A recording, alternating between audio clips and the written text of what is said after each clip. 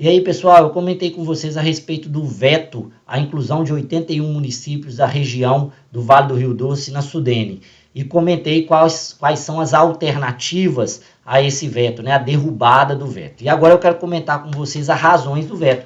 Muita gente me perguntou, falou assim, mas o presidente não tem razão? E eu peguei o veto, analisei e eu quero falar aqui com vocês a minha opinião jurídica a respeito desse tema. A meu ver, o presidente não tem razão, especialmente em dois argumentos dele. Um, de que ele poderia incorrer em crime de responsabilidade. E aí ele tá se baseando na ideia de que se o Senado e a Câmara derrubarem o veto, nada pode ser feito. Não. Se for derrubado o veto e houvesse fundamento no veto, a Advocacia Geral da União seria obrigada a entrar com ação de inconstitucionalidade. Então não é tão simples assim não. Mas eu quero mostrar para vocês aqui que eu não concordo que haja fundamento para esse veto. Vamos ver aqui em primeiro lugar as razões pelo quais o presidente está falando que ele tem para vetar, né? Basicamente, gente, ele está falando que aumenta a renúncia de receita e falando que não há a apresentação de estimativa de impacto orçamentário financeiro e que esse projeto não se adequa ao novo regime fiscal. Bem, gente, eu sou super favorável à lei de responsabilidade fiscal. Eu acho que a gente tem que ser muito cauteloso quando a gente faz renúncia tributária, mas não é esse o caso aqui. Isso aqui é uma má interpretação, ou por ignorância, ou por má fé, dessa lei. O que a lei da área da Sudene vai nos falar é que vai haver benefícios tributários para os novos empreendimentos ou para as ampliações dos empreendimentos já existentes. Ou seja, quem está na área da Sudene hoje, que ainda não foi incorporado, né, os municípios que estão na área da Sudene, os negócios que já estão, né, há um conjunto enorme de regras que impede que eles usufruam desses benefícios. Ou seja, só vai incidir o benefício tributário para as novas receitas. O que a lei de responsabilidade fiscal fala é se houver renúncia de receita prevista, ou aumento de despesa prevista. Então, não é esse o caso, porque essas novas receitas não estão previstas. Inclusive, os efeitos da inclusão na área do Sudene só vão ser sentidos em 2 anos.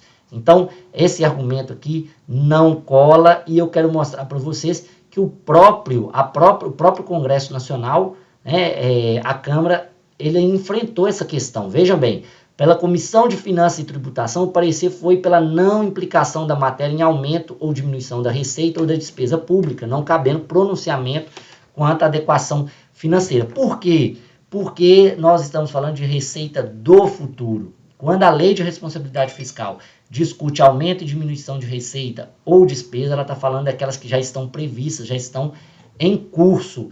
Não tem nada a ver com o projeto da Sudene. A Sudene ela vai beneficiar novos empreendimentos ou a ampliação dos empreendimentos existentes. É muito comum, o próprio governo do estado faz isso, ou seja, se você ampliar a receita, eu estou te dando um benefício. Porque, na verdade, você está ampliando a arrecadação estatal. Inclusive, se fosse esse o argumento de fato, o presidente da República não faria a proposição do estabelecimento de um ICMS fixo para a gasolina dos estados, porque ele apresentou impacto orçamentário, reduzir a arrecadação dos estados, está dentro do regime fiscal? Lógico que não, né? E ele vai argumentar o quê? Não estou falando para reduzir, eu estou falando para estabilizar. Ou seja, ele está falando do futuro. Então, quando ele utiliza esse argumento contra a Sudene, esse mesmo argumento poderia ser usado contra a proposta dele de estabelecer um ICMS fixo para as gasolinas nos estados. Então, não faz sentido esse argumento. E, por fim, eu quero falar sobre a questão da lei de responsabilidade fiscal que ele está falando. Olha só, o STF... ele já decidiu, isso aqui é um parecer do Senado, citado inclusive pelo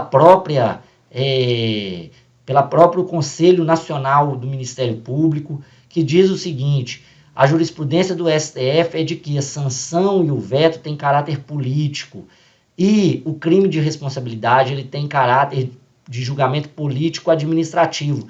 Desse modo, por se tratar de ato político, a sanção não poderia isoladamente ser considerada crime de responsabilidade, devendo atos seguintes, devidamente tipificados, serem observados na execução orçamentária. Então, só se houvesse uma renúncia fiscal posterior e que ele deixasse essa renúncia fiscal ocorrer, é que seria crime de responsabilidade, mas a sanção em si não tem nada a ver com crime de responsabilidade, até porque a sanção é um ato conjugado, né? Tem a decisão do parlamento e tem a decisão do presidente. E mesmo, vejam bem, se ele está falando que, mas se for o Congresso ele não incorre em crime de responsabilidade, não. Se o Congresso tomar uma decisão inconstitucional, a AGU ela tem dever funcional de questionar leis inconstitucionais. Então esse argumento também não corre. Por isso que eu falo que essa decisão do presidente de vetar a inclusão dos 81 municípios na área da SUDENE, a fundamentação jurídica não procede. Talvez a fundamentação política e econômica, né, tenha sentido, no sentido de que não se quer conceder mais benefícios para nenhum município. Mas aí estamos no âmbito da política e aí é mérito do presidente da República e, de fato, ele não quis fazer. Gente, obviamente que eu também defendo a lei de responsabilidade fiscal e eu não quero que o Estado, né, especialmente no momento que ele está vivendo agora, ele deixe de ter as receitas para cumprir as suas obrigações. Mas, nesse caso, foi uma decisão meramente política. Agora, por fim, se você tem um argumento diferente, pode comentar aí. Se você concorda, também comenta, porque é nessa troca de ideias que a gente também refaz e muda de opinião. Mas hoje, essa é a minha opinião, inclusive uma opinião que eu tenho compartilhado no exercício da minha vereança e compartilhei quando eu era secretário de Fazenda do município. Para receitas novas, o tratamento é diferente. E se houvesse, né, uma falta de um impacto financeiro orçamentário, bastaria sanar isso com a declaração de que não há impacto porque não há renúncia de receita nem aumento de despesa prevista no orçamento. Beleza, gente? Eu espero que vocês tenham gostado desse vídeo, dessa explicação, e estou aqui à disposição para a gente fazer novos vídeos e um novo bate-papo a respeito de outros temas jurídicos que envolvam as finanças públicas municipais. Um abraço, pessoal!